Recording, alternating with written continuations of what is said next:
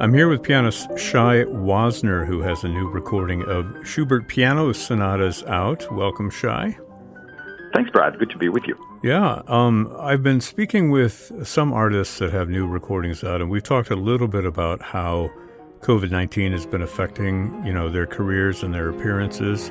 I wonder if we could start by just talking a little bit about, how it's affected you. I've seen a few videos of you online.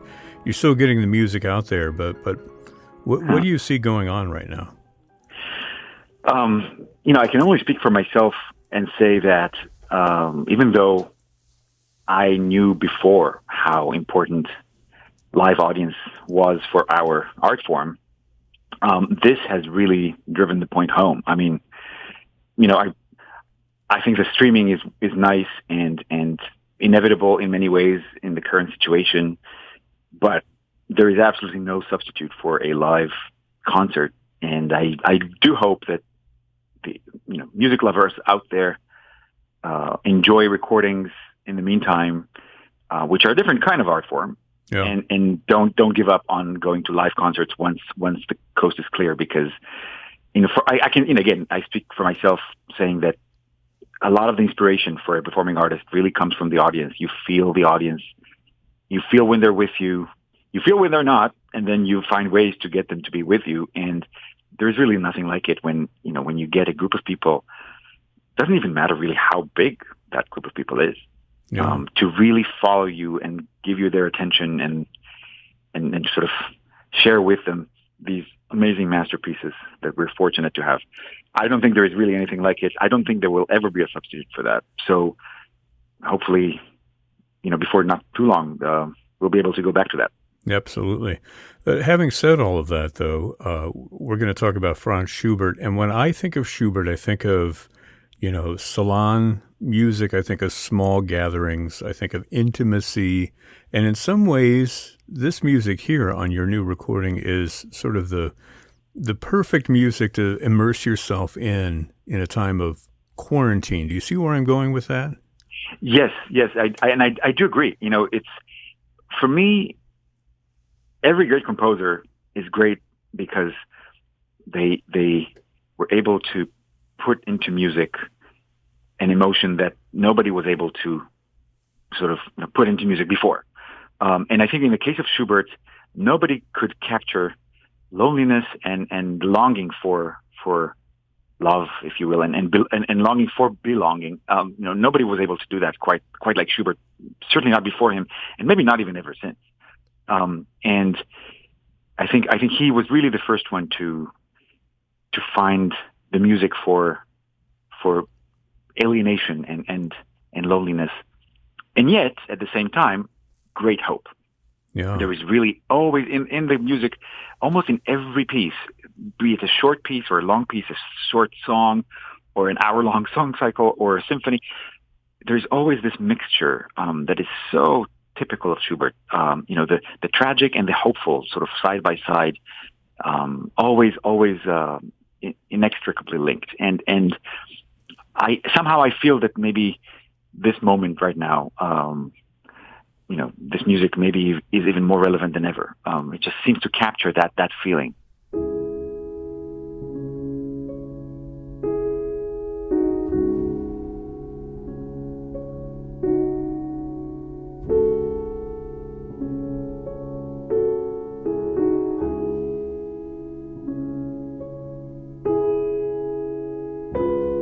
Now, in recent years, you focused in on these final 6 piano sonatas of Schubert. This recording completes your recorded version of all 6 of those. And I've read that you call them symphonies. They're like symphonies or they're like novels. Tell us why they stand apart from the rest of his piano music. When he came to write the last 6, of course, he didn't know they were going to be the last 6, but they became sort of the ultimate statement in that genre. He became a lot more ambitious. The pieces are much longer than all the previous sonatas. They're more ambitious. The scope is bigger, not just the length of the music, but also just the depth and the breadth of statements. And so even though each of the last 6 is very different from the other, they do share that in common. They have this sort of I say symphonic not in the sense that it's trying to be a symphony or that it was supposed to be a symphony and he never got to orchestrate it. I mean symphonic in the sense of the philosophy behind it, the ambition of expressing a whole world in every piece. Which you do see with symphonies, especially of later composers. In the sense that a great novel encompasses a whole world, so to speak, a world of characters and an enormous range of emotions. You do find that in these sonatas. So even though the piano sonata may seem on paper like a modest genre, certainly with Beethoven and even more so with Schubert, it grows into this gigantic thing, and you see that most of all in the last six that he wrote.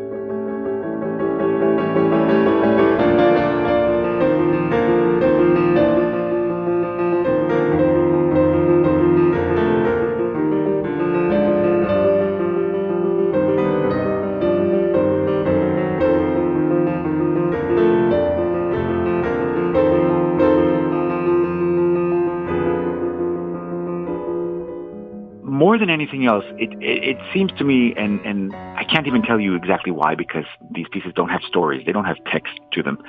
But a lot of the time, you do feel that he's dealing with big thoughts and big issues. You feel sort of him grappling with mortality, life and death, continuity and discontinuity. You see that a lot in the music. You have whole stretches that flow uninterrupted. With these gorgeous melodies, and then all of a sudden something can stop and quite shockingly turn into something else that's completely unexpected. And so you have all these very, very dramatic dynamics between different types of music, all taking place within the same piano sonata.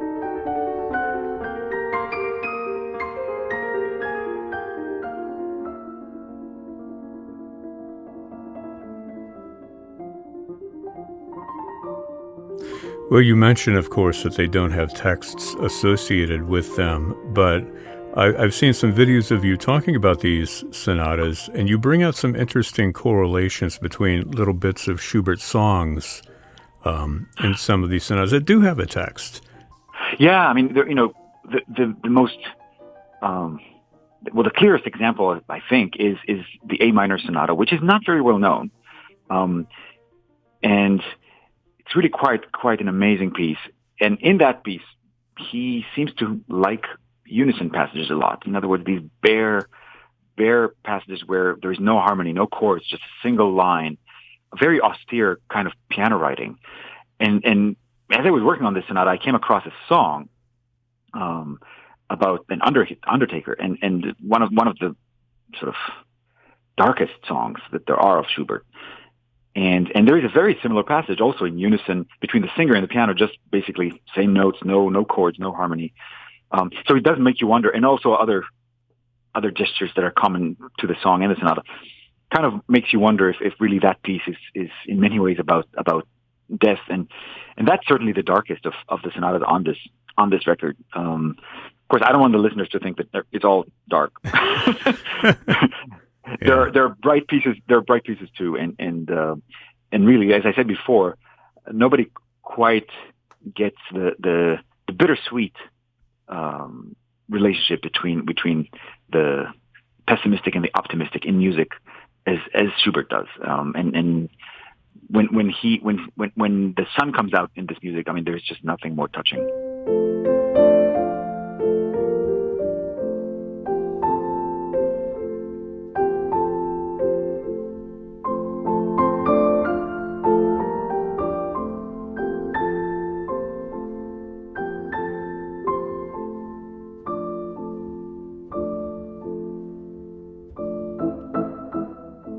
Well, Schubert tends to sort of switch back and forth like a light switch with his songs, in major keys and minor keys, and they just pop back and forth. I mean, that's sort of writ large in the piano sonatas as well, but I hear some of that occasionally where it's just all of a sudden does an about face. And right. Like you say, the sun comes out. Maybe talk a little bit more about some of the sunny spots in these particular sonatas that mean something to you. Yeah. the G major sonata, for example, which is really another remarkable piece, and unlike anything that you see in piano music, certainly before and not really even after, is a good example of that, because most of this sonata is quite calm, even static. It's like he's observing sort of the world from some a removed place, so to speak. But then you have the last movement, which is just this idyllic.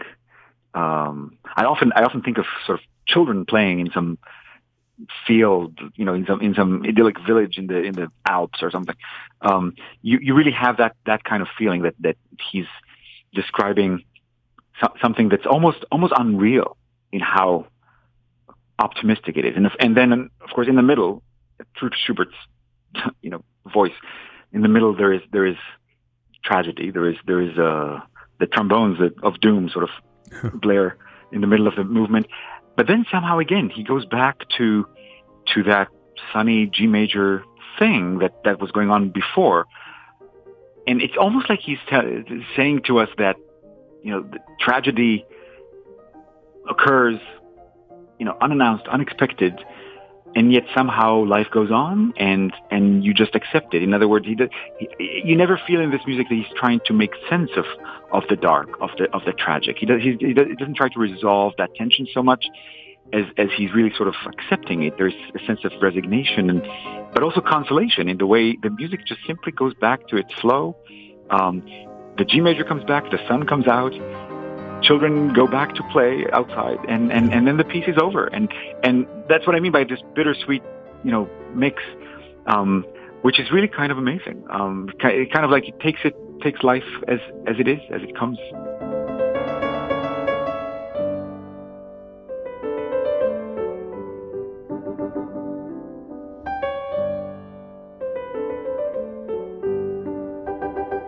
Well, these sonatas sort of took a while to get a foothold in the repertoire, mostly because, everybody was comparing them to Beethoven.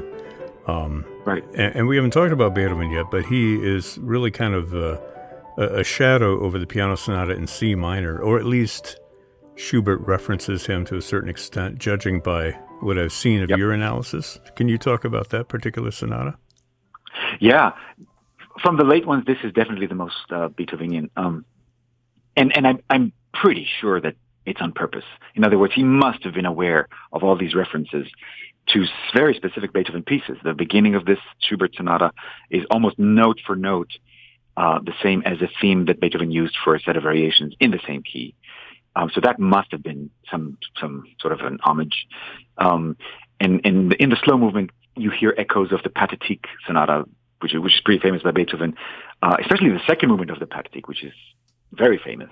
Yeah. But it gets a Schubertian twist. In other words, where in Beethoven a very similar tune is quite hopeful, in the Schubert he's almost taking the same tune and gives it a very dark twist.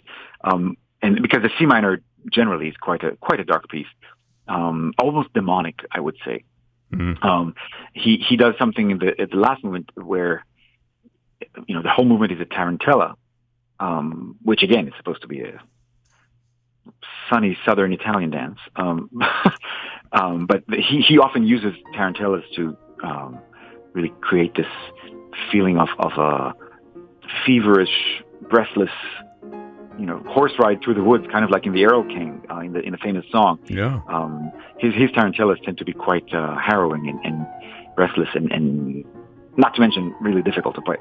But it's a very brilliant piece, and the most compact of the four that are on this recording. It's the shortest and sort of the most immediate in a way. Not so philosophical like the others, but really more virtuosic and very, very direct.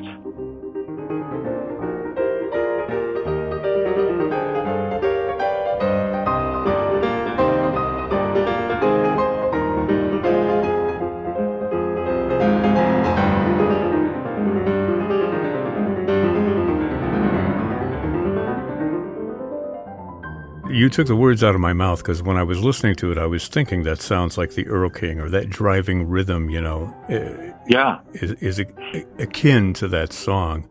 And he even has a middle section, which is in a major key, but very hushed. And it totally makes you think of the Earl King himself when he speaks in the song. And he's trying to entice the child to come with him, which of course is a metaphor for death. And you have basically the same kind of music, not the same notes, but same feeling of this major key, but very, very hushed and yet very agitated. And maybe only Schubert is able to take a major key and turn it into such a scary moment.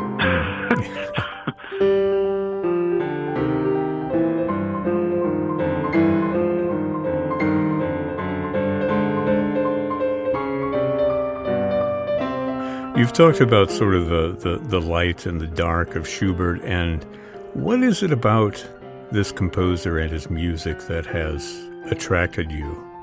What is it that you really enjoy in exploring these sonatas? It's funny. I mean, personally, my road to Schubert, so to speak, went through Mahler. As a kid, I was just infatuated with Mahler, with anything by Mahler, and I still am in many ways. I mean, I'm a big fan. And years later, it occurred to me that a lot of Mahler really comes from Schubert. He's kind of like the only one that actually continued Schubert in many ways. Both were, song composers at heart, but also worked really well with big forms, big statements. And so that was part of it. But I think more than anything, it's really what I mentioned before, this sort of acceptance, the feeling that he accepts the world as it is, so to speak. He's not really trying to make it better, and he sees the bad and the good, and how sometimes they can coexist almost improbably together. Whether it has anything to do with his own life or not, I don't know. It's really, you'll never know that. But it's that feeling of, he can be naive, and yet under the naive strain, there is a very knowing strain. There is a very powerful and deep understanding of the world, of human beings. There's just it's like a well that's endlessly deep. The emotional world of Schubert's music, and not that it's not the same with the other great composers that I also feel like I need in my life. But it's perhaps even more so with Schubert, and in ways that I may not have been able to explain to myself fully, to be honest. It's just you need that kind of connection with the composers that you play. It's just the nature of being a performing musician, just part of your life.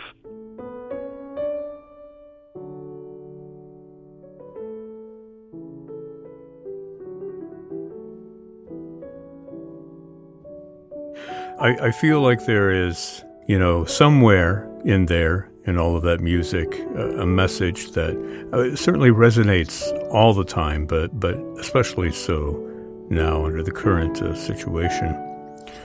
Pianist Shai Wosner has a new recording of Piano Sonatas out of Franz Schubert, 4 different sonatas here. Wonderful recording. I've been listening to it and really enjoying it, and really enjoyed talking with you, Shai. We'll link to your website, which is shaiwosner.com, from our website as well, and I do hope that folks will go check it out.